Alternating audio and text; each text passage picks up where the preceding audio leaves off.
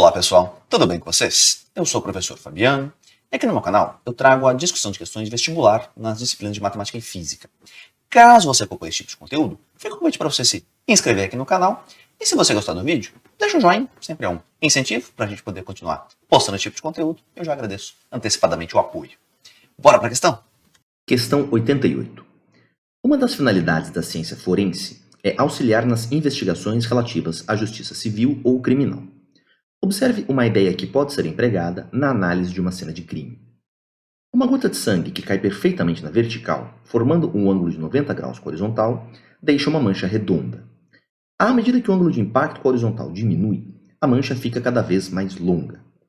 As ilustrações mostram o alongamento da gota de sangue e a relação trigonométrica envolvendo o ângulo de impacto e suas dimensões.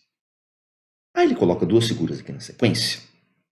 A primeira delas mostrando a gota, imediatamente antes da colisão com o chão, tendo seu ângulo de impacto correspondente aqui indicado, e imediatamente após a colisão, onde ele aponta o alongamento da gota.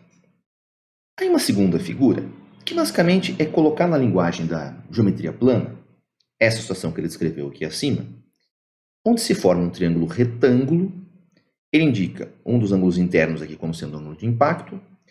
No cateto oposto a ele, a gente tem uma medida, que é o que ele chama de largura da gota.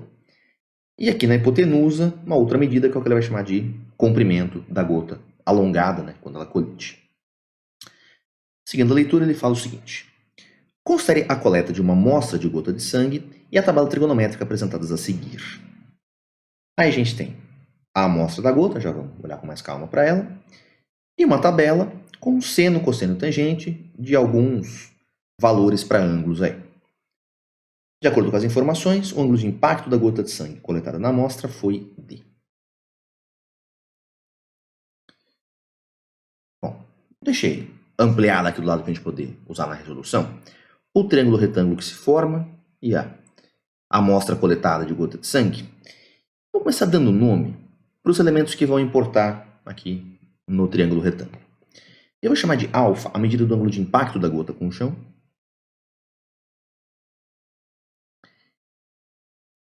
De L, já que ele chama de largura, a medida desse cateto oposto, o ângulo de impacto.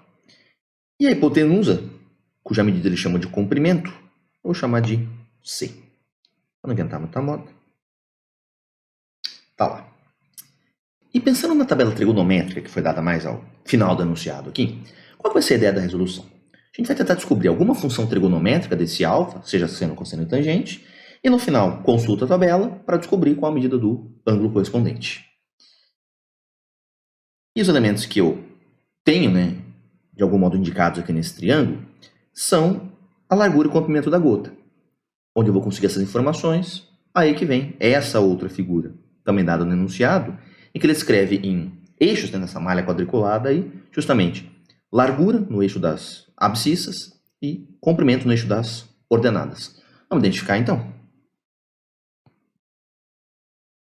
A largura vai ser isso daqui.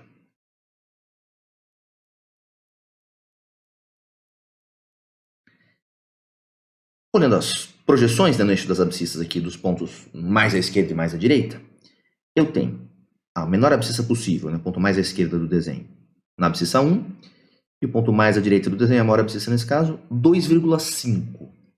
A largura vai ser, portanto, a diferença entre esses dois valores. Então, fazemos. 2,5 menos 1, 1,5 centímetros. Comprimento, mesma coisa. Aqui no eixo das ordenadas.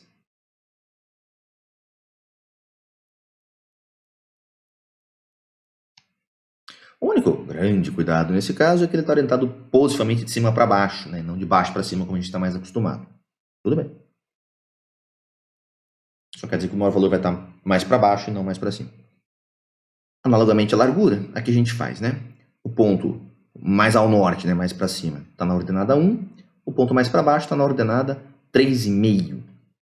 Diferença entre as duas coisas vai me dar esse comprimento como sendo 3,5 menos 1, 2,5. E a partir daqui, Observando que eu conheço nesse triângulo retângulo a medida do cateto oposto ao ângulo que me interessa e também a medida da hipotenusa nesse triângulo retângulo, para relacionar cateto oposto com hipotenusa, nós vamos montar o seno do alfa.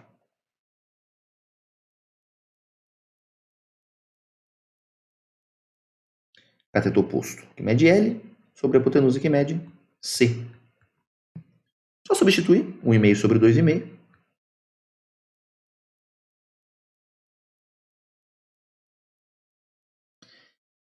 Você pode multiplicar por 10 embaixo para tirar a vírgula, depois simplificar. Você pode multiplicar por 2 para ficar 3/5. Multiplicar, por exemplo, por 4 para ficar 6/10, já ficar mais imediato a forma decimal, que é o que vai estar na tabela. Enfim, só mudança de formato. Todo jeito equivalente de chegar num seno em forma decimal igual a 0,6. Olhando para a tabela, seno, que vai estar nessa coluna aqui, né? 0,6 está lá, correspondendo ao 37 graus. Só para deixar bem rigorosa essa afirmação, como estamos falando de uma medida alfa, que está no intervalo aberto do 0 até o 90, nesse intervalo, tanto seno, quanto cosseno, quanto tangente, são funções injetoras, que é o jeito chique de falar que elas não vão atribuir o mesmo valor para duas medidas de ângulo diferentes. E é isso que me autoriza a falar, portanto, que se o 37 graus tem seno igual a 0,6, aproximadamente, não vai ter outro ângulo nesse intervalo com essa mesma medida de seno e, portanto, é ele que estamos procurando.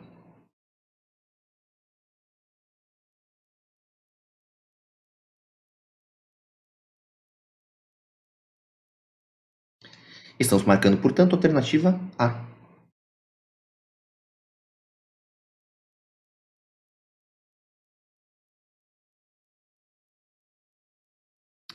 Perfeito.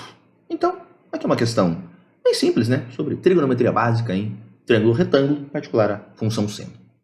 Ok? Bom, pessoal, foi essa daí a discussão da questão.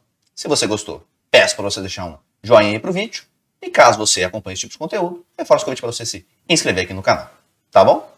Um abraço e até a próxima questão.